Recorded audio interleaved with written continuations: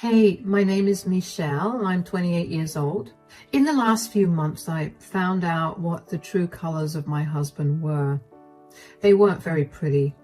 Let me start by telling you about him. I met my now ex-husband, Aaron, when I was freshly out of college through a dating app. I was bored and all my friends moved away after they graduated, and I wanted to be in a relationship.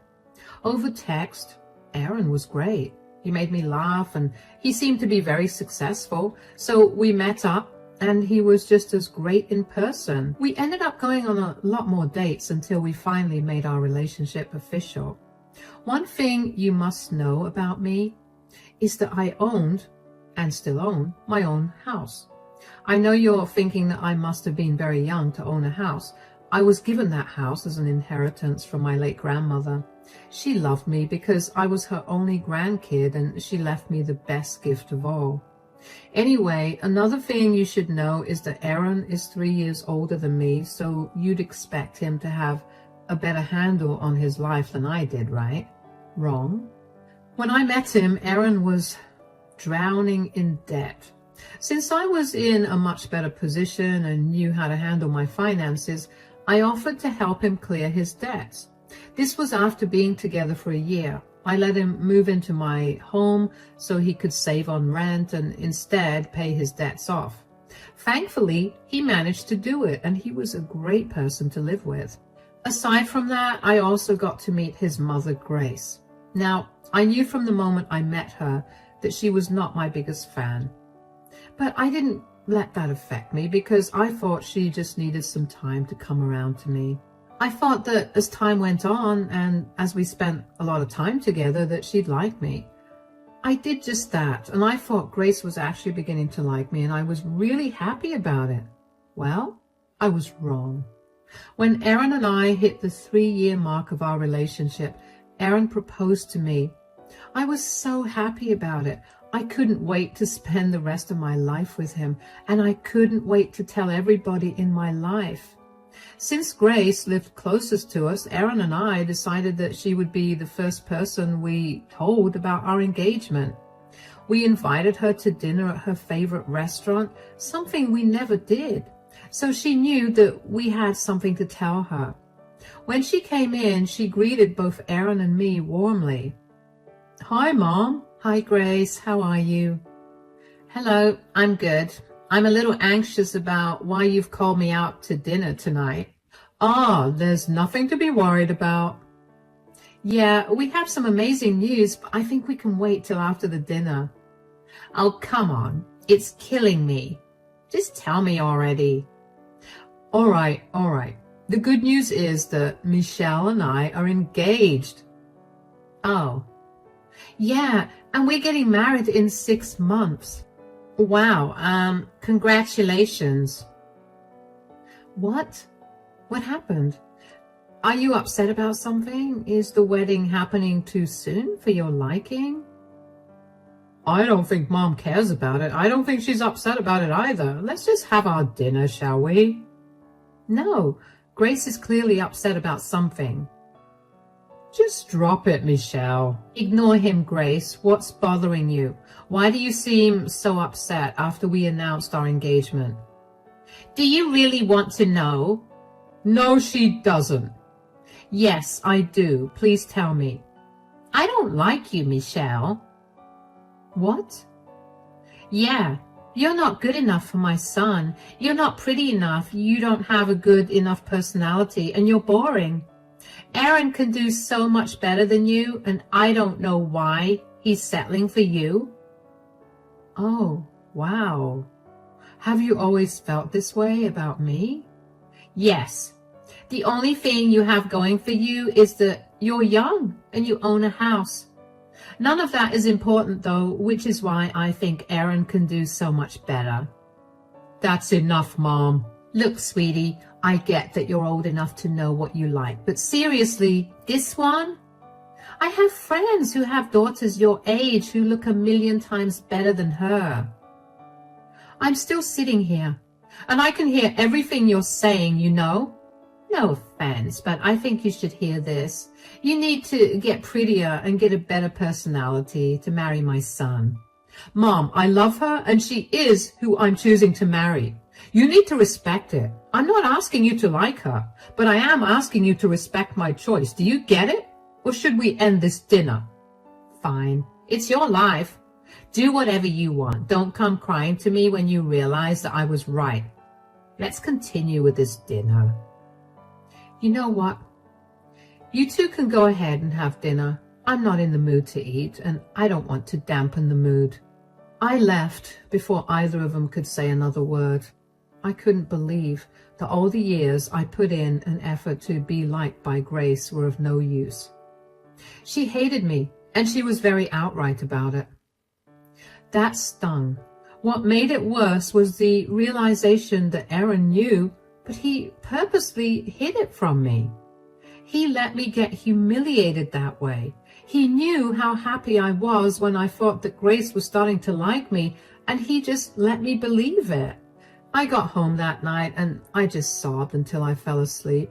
When I woke up, Aaron was still asleep and I had a job to get to, so the next time we talked was that night.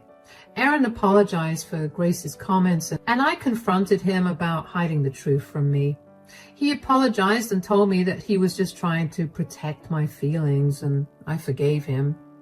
In hindsight, that should have been my cue to leave. But I stuck around because I loved him. Anyway, after we got married, Grace and I barely spoke. I knew she didn't like me, so I didn't see why I should have had to be around her. I never stopped Aaron from frequently meeting her because that would have been cruel of me. But I did know that the two of them suddenly got a lot closer after Aaron and I got married. Aaron was constantly talking to Grace, and they would talk for literally hours. Whenever I asked him what they talked about, he would brush me off and change the subject. Aside from that, I also noticed that Aaron was beginning to slack off with his household chores. It was getting exhausting to pick up after him, but whenever I told him to do his share of the chores, he'd get all huffy and tell me that he was tired. Once again, I let it go because I loved him, and he was generally a great husband aside from that. And then came the fateful day. Aaron and I were spending our weekend in when he got a phone call. I didn't see the caller ID when he picked up the call, but Aaron got up to go into the other room and talk to the person. When he came back, he seemed upset. Who was on the call? It was Jenna. Your cousin Jenna? Yeah. What did she say? Turns out that my aunt's in the hospital in critical condition. What? Why? She was diagnosed with stage 4 lung cancer and she's currently in the ICU. Oh my gosh, that's horrible. Yeah, I never thought she'd have to suffer in such a horrible manner. I mean, she does not deserve this at all. Oh, darling, I'm so sorry that you're going through all of this, but I'm sure that the doctors are doing their absolute best to make sure she'll live. I know, I didn't speak too much about her, but I really did enjoy her company. Spending my summers at her place while growing up was the only thing I looked forward to every year, even more than Christmas. She must have been an amazing woman, and she will continue to be. I'm sure that she'll pull through. It just feels so impossible. Jenna was hysterical on the phone. She told me that there's very little chance of my aunt surviving. Do you have something that you want to do in mind? Something that will help you feel a little better? I don't know. Nothing's making sense in my head right now. Everything feels so fuzzy and weird. I get that. Being in the unknown about an important situation is a very uneasy feeling. How about you talk to your mother? Oh God, I didn't even think about what my mother must be going through. The two of them were thick as thieves. There was not a single thing these two didn't do together when we lived closer. Oh no. Why don't you invite Grace over and the two of you can figure out what you want to do? I'll take care of everything else. Are you sure that's okay? I know you don't necessarily have the best relationship with my mom. Of course, I'm sure it's okay. I know that I don't have a good relationship with Grace, but I also know that I won't be able to provide you the same kind of comfort that Grace will. I didn't know your aunt well enough to be able to share your grief. Your mom can do that for you. Thank you for being there for me, darling. Of course. Now call Grace. If she needs me to pick her up, I'll do that too. Just because Grace and I didn't have a great relationship, I didn't see why I had to be a monster towards her, so I let her stay with us. I picked her up and helped her settle into our place. I didn't know much about Erin's aunt, Jane, but I knew that she was very loved by both Grace and Erin because they both seemed hollow after they heard the news. On the first 2 nights of Grace staying with us, I left Grace and Erin alone. The two of them kept to themselves and barely spoke when I was around. At night, they'd spend hours talking in Erin's office. I thought that they were trying to figure out what they wanted to do, and also talking about how they would deal with things if Aunt Jane's health went south. So I let them have their space. The next night, over dinner, I decided to break the silence and ask them if they had made any plans. So, have you guys decided on what you want to do? I think we have, Erin. Yeah, Mom and I have decided that we should fly out to see my aunt and be with our family. All right, when are we leaving? We? I'm sorry, but you're not coming along. I'm not? But why? Because we want this to be a family thing. I'm part of your family too. I'm your son's wife. Yes, you are family, but this is a bit different, you know. How is it different? You're not very close with the rest of my family, and we just want it to be a very close family kind of thing. Besides, you don't even know my sister that well, and I doubt she'd want a stranger by her side when she's going through something this intense. Oh, all right. Is there anything I can help you guys out with? I'm good, but thank you for offering. Please don't take this the wrong way, darling. You are a part of our family. This is just a very intimate thing. I guess I get it. You don't have to over-explain it. I just want you to know that I'll be here if you need me to. I know that, and thank you so much. So when do you guys leave? We're leaving tomorrow morning. Oh, did you book your tickets already? Yeah, we wanted to get there as soon as possible, so we booked the tickets first thing after I got here. And did you guys not think to at least tell me that before? Don't make a big deal out of this. I'm not. It just feels weird that the two of you made a decision like that without even telling me. Why do we have to tell you anything about what we want to do during our family emergency? I don't think you have to, but it would have been nice. I mean, I've been helping you two out, and since you didn't want me to come, you could have told me before you booked the tickets. Look, we're still in shock about my aunt's sudden decline in health, and I guess it just slipped our minds, okay?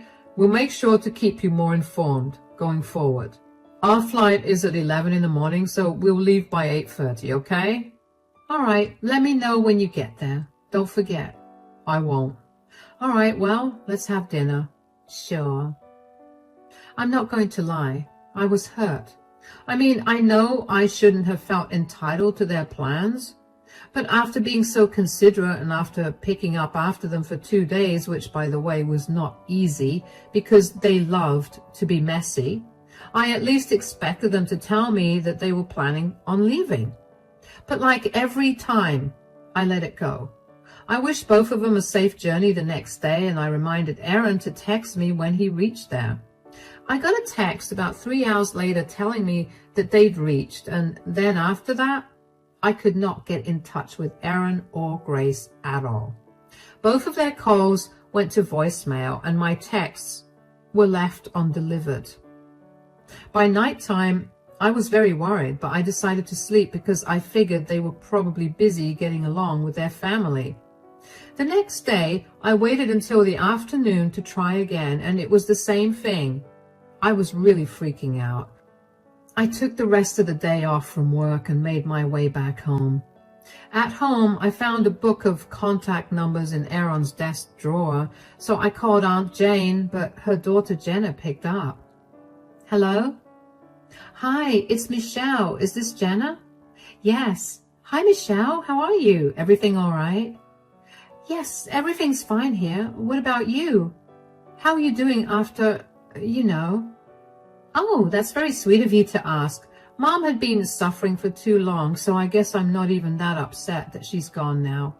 It's a good thing because at least this way Mom's not in pain anymore. Gone? What do you mean? I thought she had only just got diagnosed with cancer. What? No, my mom got diagnosed with cancer 6 months ago and she passed away 3 days ago. Oh my gosh, I'm so sorry for your loss. It's all right. Like I said, it's a lot better this way. Past few days have been a bit hectic because of the funeral and all, but it's okay. Is there anything I could do to help you out? No, but thank you for the offer. Surprisingly, Aunt Grace didn't come though. Wait, what?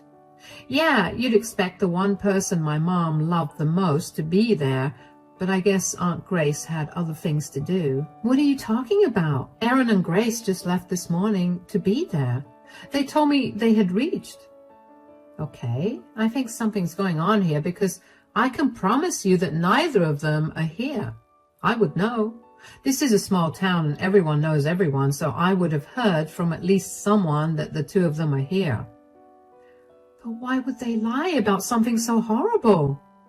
In the last 3 or 4 years, my mom and Auntie Grace had a bit of a falling out. Mom never told me why, but I'm going to guess that it's related to them lying to you. They had a falling out? Oh yeah. Auntie Grace came over one day when she was in town for their usual tea time, and then they got into a huge argument. I was out at the time, but when I got back home, my mom was calling Auntie Grace a pathetic, manipulative homewrecker. I had no idea what that meant, and my mom was in no mood to talk about it after. I don't think they spoke much to each other after that, except for the holidays. Oh, wow. That is weird. I'm so sorry that I dumped all of this on you. You have enough to deal with. No, it's okay, believe me. This has been bothering me for a while, and I'm only sorry that you're in the middle of this. Maybe you could find out what's going on and keep me in the loop? All right. I'll let you know. If I find something that I don't like, I might need your help. Of course. I'm only one phone call away. Thank you. Take care then. I was shaking. I don't know with what emotion because I was overwhelmed with anger, confusion, betrayal, and a host of other explosive emotions. I couldn't believe that Aaron had lied to me, especially about something as serious as the health of his beloved aunt.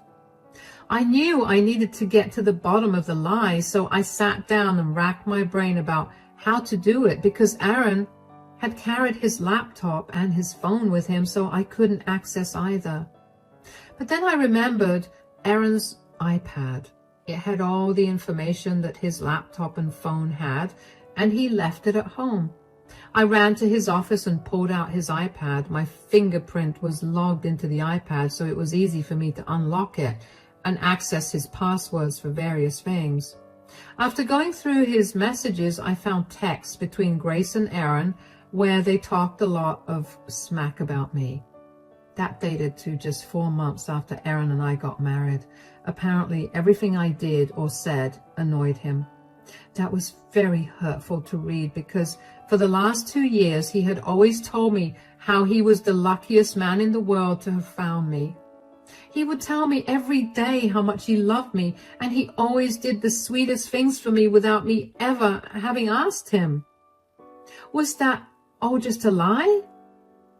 After that, I looked through his credit card transactions and found tickets to Los Angeles. Now, I don't know about you, but California and Pennsylvania are not close at all. There was something else happening here and I needed to find out more. So I went through his messages with Grace again and found nothing. I decided to go through his socials and found his chats with one of his online gamer friends.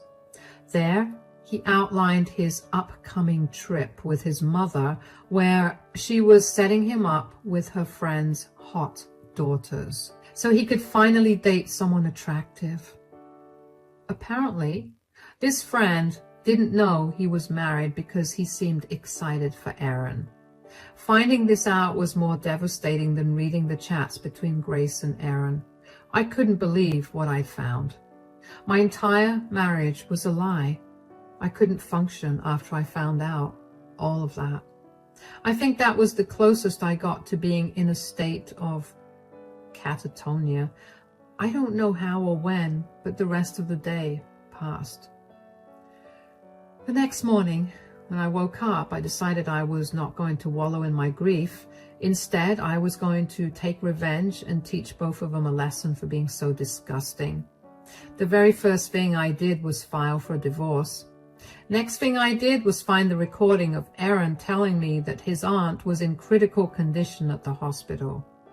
I had security cameras all over my house because I was a single lady living in a house, so I had them installed in the common areas as well for added protection.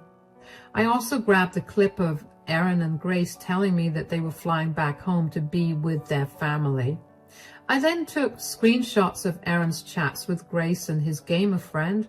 I made a file of it all, and I sent it to Jenna. I called her after and explained what had happened, and she was furious, not only for me, but also that they would use her mother's name to help Aaron cheat.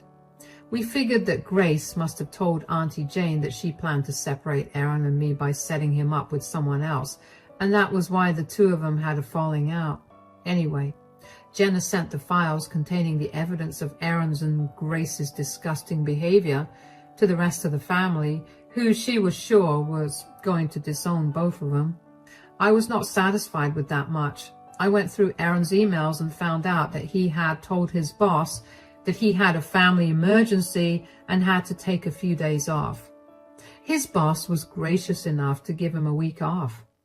I felt like it wasn't right for his boss to be lied to as well, so I wrote him an email that detailed the truth, and I attached the proof of Aaron's chat with his gamer friend as well. It didn't take long for his boss to reply and tell me that he was grateful to me for telling him the truth and that he would take strict action against Aaron. With that, I was satisfied with my revenge. All that was left to do was to wait for Aaron and Grace to come back. They came back 3 days later, and by then they had faced the results of the revenge I had executed against them. I knew that because they stormed into the house and Grace yelled at me. "You jerk! What have you done?" "Welcome back, guys. How's Auntie Jane? I heard she was feeling a little cold on account of her being dead for the last week." "You're joking about my aunt's death. Do you know how insensitive you sound right now?" "Don't worry. I doubt she wouldn't appreciate that joke. I ran the joke by Jenna and she approved." "You've been speaking to Jenna?" "Yeah. I got concerned about Auntie Jane, and since neither of you were replying to me, I called to get an update. Imagine my surprise when I found out that you two lied to me about Aunt Jane's health, and that you two didn't even go there." "So what? You just told everyone about things that happened behind our closed doors." "Do you know how many calls I've gotten? Calling me a disgusting person? Do you know how many family members have shunned me now? You and I both know that you are responsible for this. You were the one who convinced Aaron that he could do better than me, so you used your sister's death as an excuse to take him on a trip somewhere, so he could meet someone. I was right, though. You're a monster. You've turned my family against me." "Sure, Grace. If blaming me is what will help you sleep better at night, then go ahead. And before I forget, here, Aaron, these are for you." "Divorce papers? You have got to be kidding me. You can't divorce me." Yes, I can. You willingly went on a trip with Grace so you could cheat on me. I don't want to be with someone like that." "No, I mean that I should be the one that hands you these papers. You cost me my job. I got fired because you couldn't keep your mouth shut." "I was only doing the right thing. I didn't think it was fair for your employer to be under the idea that you were experiencing a family emergency when in reality you were trying to cheat on me. That's just unfair and not a quality for a good employee to possess. How dare you ruin our lives this way? What is wrong with you? You can't ask me that question. You need to ask yourself that question. What about me? Was so bad that you had to convince Aaron to cheat on me, Grace? And Aaron, what about our relationship? Did it upset you so much that you agreed to cheat on me? And what made the both of you think that it was okay to use a close family member's name as an excuse for you to do something so disgusting? You are no one to talk to or question us about our morality. I think I am allowed to do that when both of you tried your best to hurt me in the worst way possible. But you know what you didn't count on? Me being vindictive and petty. So go ahead and enjoy your new life. Aaron, make sure you find a woman who'll be okay with being with a mama's boy who can't think without his mama's help. I've packed your things up. You can either leave or sleep on the couch. I don't want to spend another second looking at your face. You ruined my life and you have no remorse for it. You're a psychopath, says the cheater. Take your things and leave. To this day, I still don't understand how Aaron and Grace could think that I did them wrong when they were the ones who lied to me and used the name of a dead person to do it. But after that conversation, Aaron picked his things up in a huff and left. Grace sneered at me before she turned around and left too. Even though I wanted to change the locks to the house, I didn't want that to get in the way of the divorce, so I let it be. But Aaron didn't bother to reach out to me after that. The only way we communicated was through our lawyers. Other than the house, we had to divide the rest of our things. Aaron was not cooperative at all, and he fought for everything down to our snacks in the pantry. Yeah, Aaron thought it would be a better way to get back at me. I didn't mind it because I knew that it would hurt his pocket more than it would cause me mental anguish. But during the divorce, Jenna and I ended up talking a lot and we got very close. So even though my marriage ended badly, I still got a friend out of the whole ordeal. She told me that the rest of her family was very shocked by Grace and Aaron's behavior. Turns out the whole family had various issues with Grace and Aaron, but only remained close out of obligation because they knew that if they ostracized either of them, Auntie Jane would also leave because she would not leave her sister's side. This was the final straw for them, and they decided to never keep in contact with Grace and Aaron. Some of them even reached out to me to check on how I was doing, and I ended up also making some really good connections through the process. After the divorce, though, I'm learning to finally live life freely. I no longer have to deal with the anxiety of having someone blatantly dislike me for stupid reasons, and I didn't have to pick up after a man-child. I know that the divorce ate through almost all of Aaron's savings only because I knew how much he had saved. Aaron had at best another month to find a job, and in today's economy, I wondered how he'd accomplish that. Not my problem, though, and for now, I want to enjoy my newfound freedom. Thank you so much for listening to my story.